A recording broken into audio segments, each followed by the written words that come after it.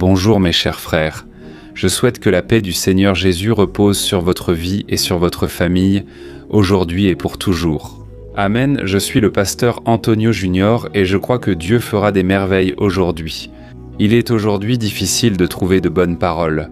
Nous passons souvent beaucoup de temps sur les réseaux sociaux et cherchons fréquemment au mauvais endroit. Mais je veux que cet endroit ici soit un lieu saint, un endroit où tu vas vraiment apprendre la parole de Dieu. Je veux seulement te présenter l'Évangile, le message du salut, sans évoquer religion ou dénomination d'église. Et c'est pour cela que je vois ici tant de miracles, mes frères, parce que tout ce que je fais est pour la gloire de Dieu.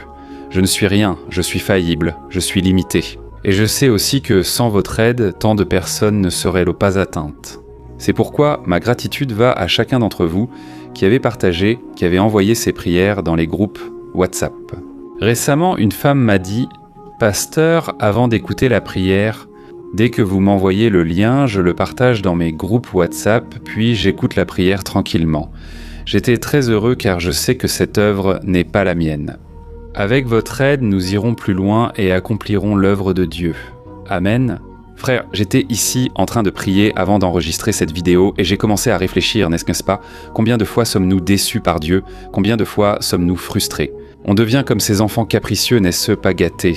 Et on se dit « Ah, maintenant je ne vais même plus prier parce que Dieu n'a pas fait ce que j'ai demandé, j'ai eu la foi, j'ai fait confiance et rien ne s'est passé. » Frère, souvent nous sommes déçus pour deux raisons. D'abord parce que nous attendons que quelqu'un agisse sans avoir rien promis. C'est la première frustration. Ou alors on est déçu parce qu'on fait confiance à une personne, mais on ne connaît pas encore assez bien cette personne, pas suffisamment, et on attend qu'elle prenne une attitude différente. Et de la même manière, c'est pareil avec Dieu. Très souvent, on est déçu parce que Dieu n'exauce pas notre prière à notre façon, à notre moment, ou parce que nous ne connaissons pas assez Dieu. C'est en avançant que nous apprenons à mieux connaître le Seigneur. C'est pourquoi la Bible dit de ne jamais cesser de chercher Dieu. Frères, je vais vous citer deux exemples d'hommes de Dieu qui ont été frustrés à un moment. Et vous allez remarquer que, dans les deux cas, Dieu leur a parlé d'une manière sage, calme et pleine d'amour. Dieu sait que nous sommes en chemin et souvent frustrés. Il est difficile de vivre notre foi et parfois, nous doutons de l'efficacité de nos prières. Mais je veux te dire, même si tu n'as pas toutes les réponses, continue d'avancer. Amen. N'arrête pas d'écouter la prière du matin, la prière du soir, de prier chez toi, de lire la Bible. Tu es en cheminement et Dieu le sait très bien. Et il veut t'ouvrir tes yeux de plus en plus. Tu repartiras d'ici changé, connaissant mieux Dieu et son action. Amen. Gloire à Dieu. Je te demande juste une chose. Regarde. Clique sur s'abonner, nous allons commencer le message. À côté, une petite cloche va apparaître. Active la cloche de notification et sélectionne l'option toutes pour ne manquer aucune vidéo que je vais publier. D'accord? Frère, je veux d'abord évoquer l'exemple du prophète Jonas. Jonas était un homme de Dieu, contrairement à l'idée répandue qu'il était insensible ou désobéissant. Effectivement, il a été comme ça à une période, mais je ne pense pas qu'il l'ait toujours été. Et tout a commencé quand, un jour, Dieu a dit à Jonas « Jonas, je veux que tu ailles dans une ville appelée Ninive et que tu prêches à ces gens-là. » Mais mes frères, Ninive, pour Jonas, c'était un cauchemar, parce que Jonas avait perdu ses parents, son propre peuple, au profit des Ninivites, qui étaient un peuple très cruel, très méchant.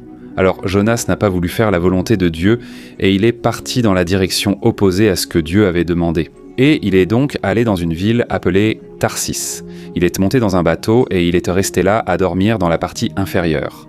Mais soudain, une tempête est arrivée et alors les marins se sont désespérés.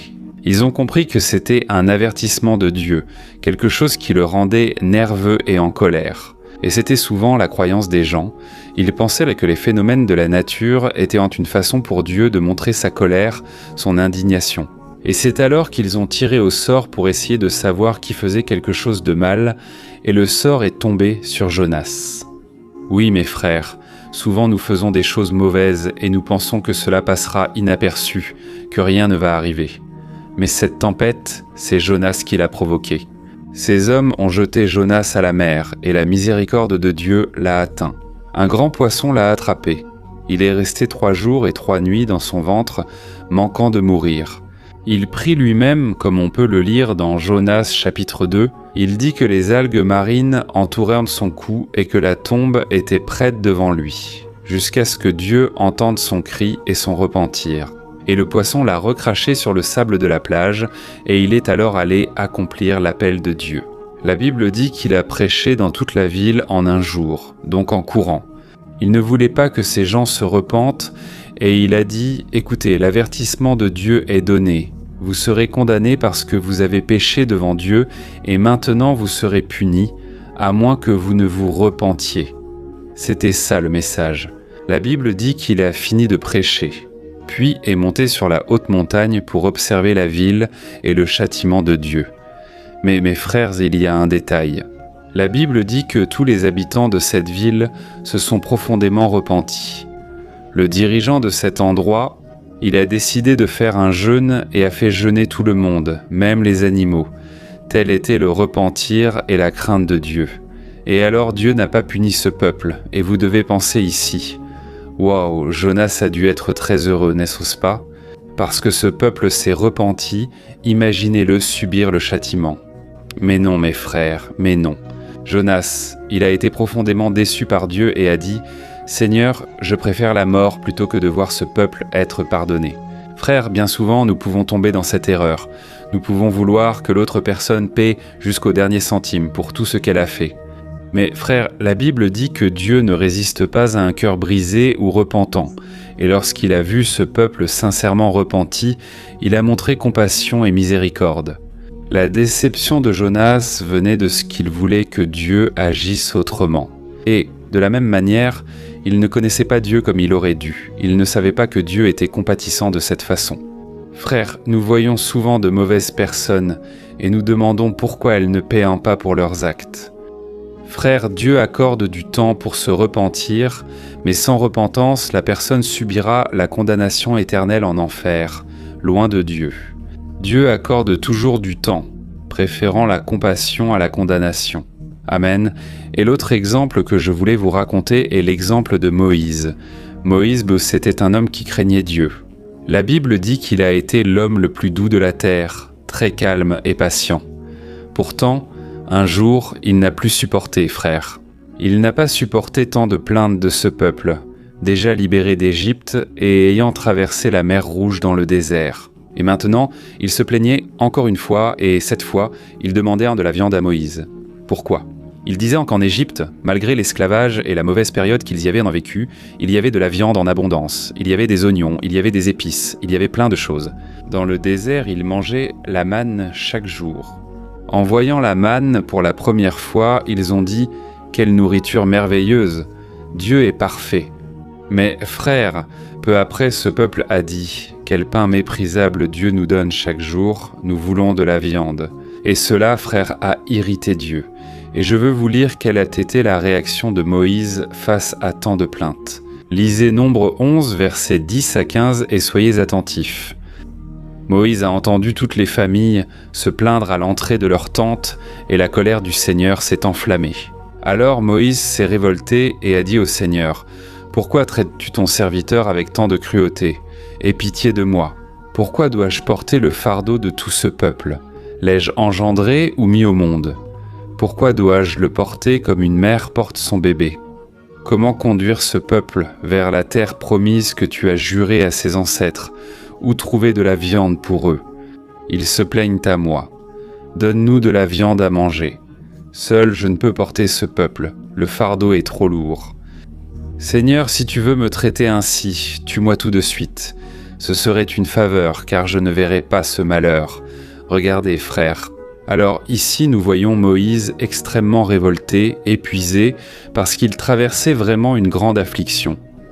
Je sais, frères, que nous sommes souvent frustrés. Savez-vous pourquoi ?